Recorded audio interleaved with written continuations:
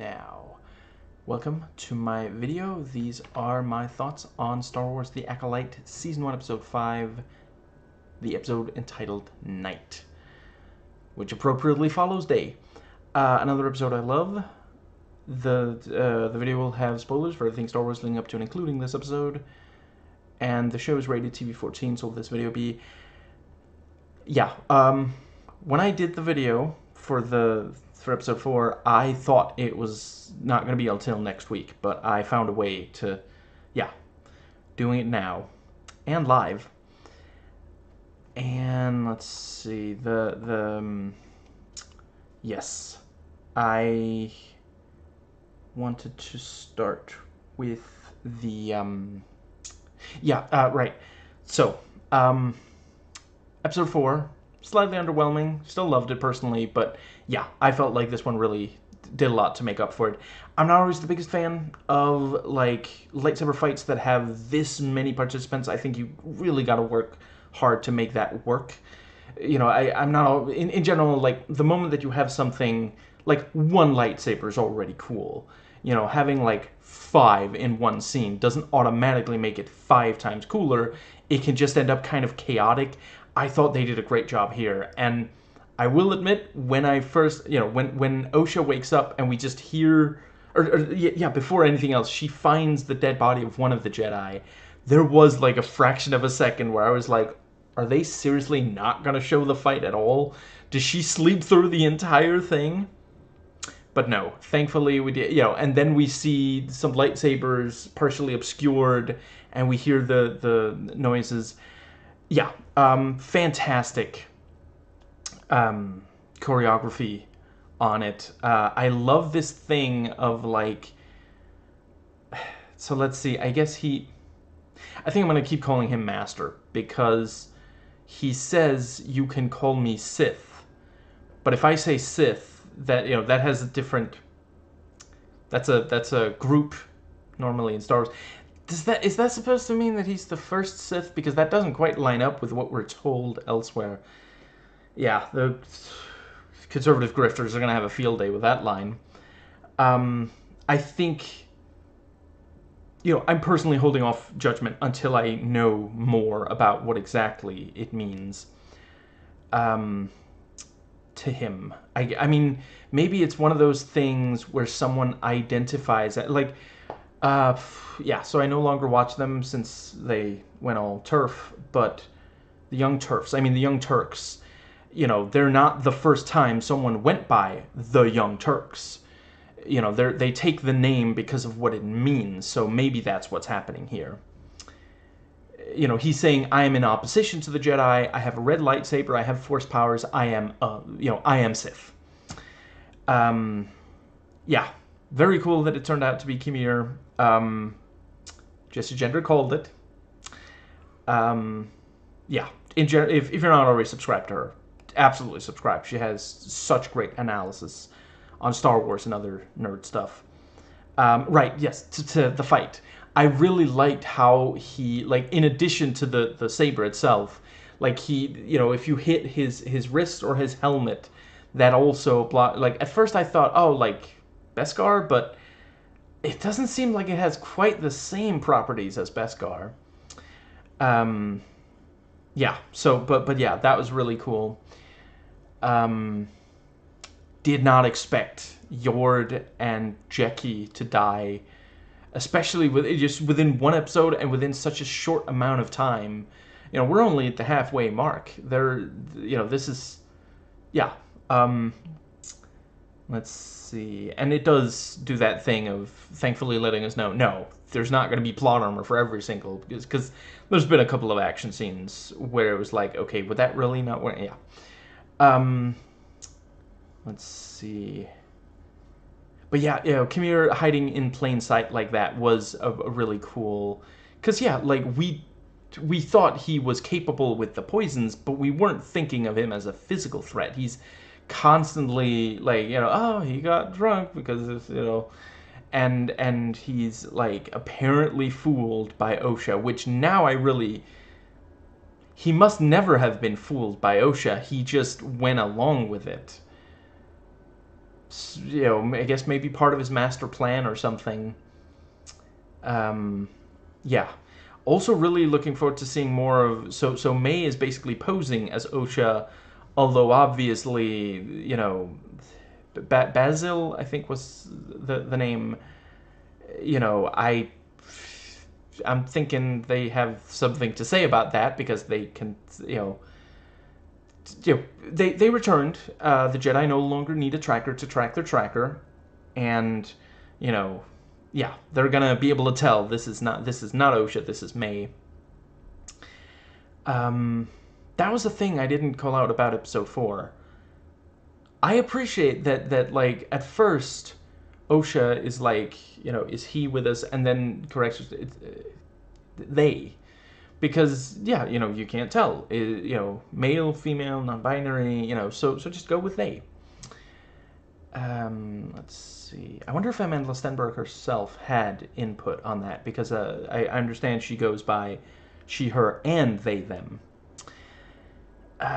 Let's see. And yeah, I really appreciate it, because like a 14-year-old who's never encountered, although I guess they would have to not live in America, but a 14-year-old watching this episode, if that's the first time they encounter gender-neutral pronouns, they're going to be like, oh, it's not a big deal. It's just, if you're not sure what gender someone is, you use gender-neutral pronouns. You know, it's not, and they're going to hear conservatives freaking out about it, and they're going to think, what are those guys' problem? What are you talking about? It's nothing. It's just, it's basic decency. There's not this, like, conspiracy to turn young people into just, yeah. It wouldn't even be, like, there's nothing wrong with being LGBTQ+.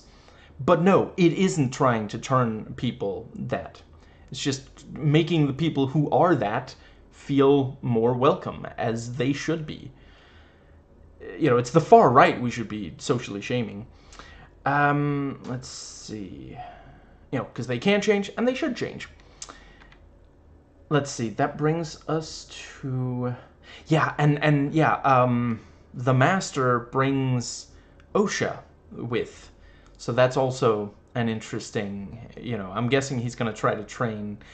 The twin lightsaber to stab Jackie, that was a real punk move, but, you know, evil Star Wars characters, they often, like, do things where we're like, okay, that's not playing fair. I did really like him calling Solon, did you attack me while my back was turned? That's not very Jedi of you. Let's see. I liked when the Master did the, like, Michael Myers head turn, like, you know, right, and especially when, I forget if these were the same scene, but when OSHA, like, stun shoots the Master, and he just, like, looks at her as, like, OSHA, there's what are you doing? What was that? You know, and when she does shoot May, you know, third time's the charm. Eventually, the stun was gonna actually hit someone and be effective, and you know, May is back on her feet like 5 minutes later. So I guess, you know, I'm not saying that contradicts something. I don't think we've been told previously whether it's the kind of thing that knocks you out for like forever, or you know.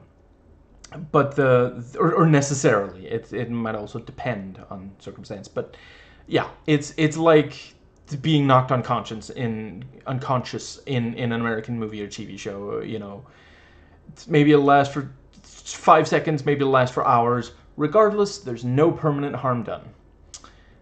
You know, which, like, don't try this at home, kids. It's just, yeah, that's not quite how it works in real life. I think that pretty much... Oh, right, yes. Really glad they fired the Chekhov's gun of the bugs. That was really cool. You know, in the episode before this one, we just had one.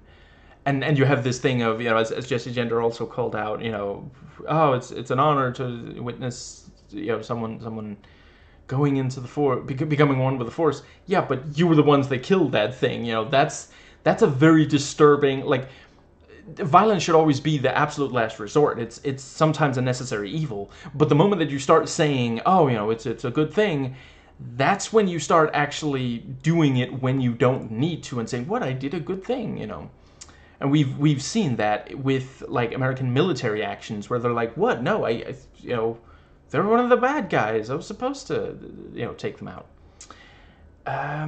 Let's see. Yeah, I like the callback to, you never did know how to block. We still don't really know too much about the Master. Just, he refers to himself as Sith. And, he says he doesn't want to go by the rules. The Jedi made the rules. He's just, he didn't. And, yeah, I'm looking forward to finding out more. I will say I did briefly think, because they mentioned, my mother could get into your head and stay there, I was thinking, I mean, we did see her body on there, didn't we? I think so.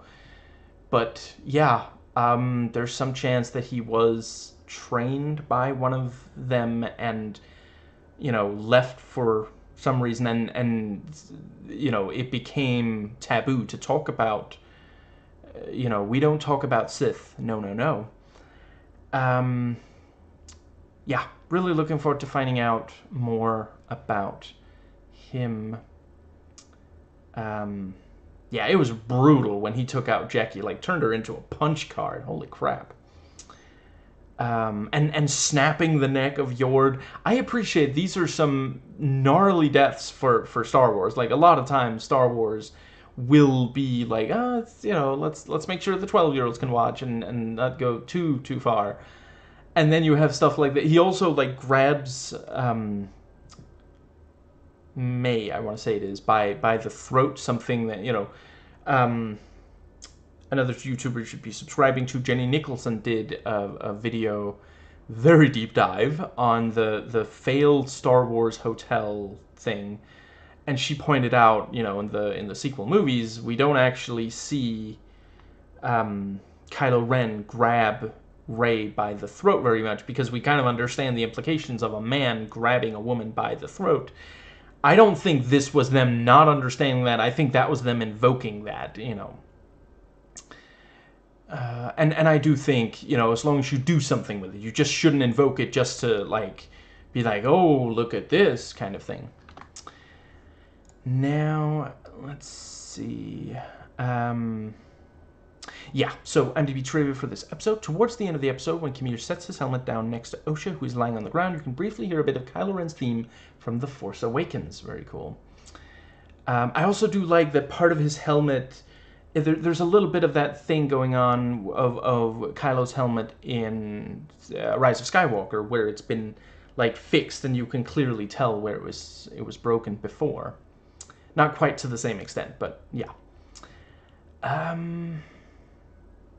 Yeah, I really look forward to finding out more about the Master, what it is he's planning, why he's been hiding in plain sight, these various, because it's very interesting. He talked to, he told May things he really didn't have to.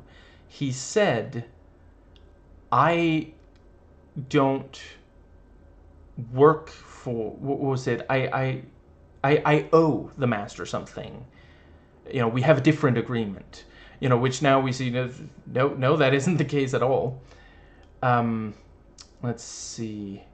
We have the, he said, yeah, there's the thing about, have you ever seen his face? And the, yeah, one thing he especially pointed out to May was, why would the Master say to kill a Jedi without a weapon? What does that mean? Is it like a test, or what's going on with that? When he was the one who said that to May. So yeah, like he was poking at, I guess he was probably testing. He figured she's going to betray me if I keep poking, so he keeps poking. Let's see. Now I'm just waiting for him to turn himself around. That's what it's all about.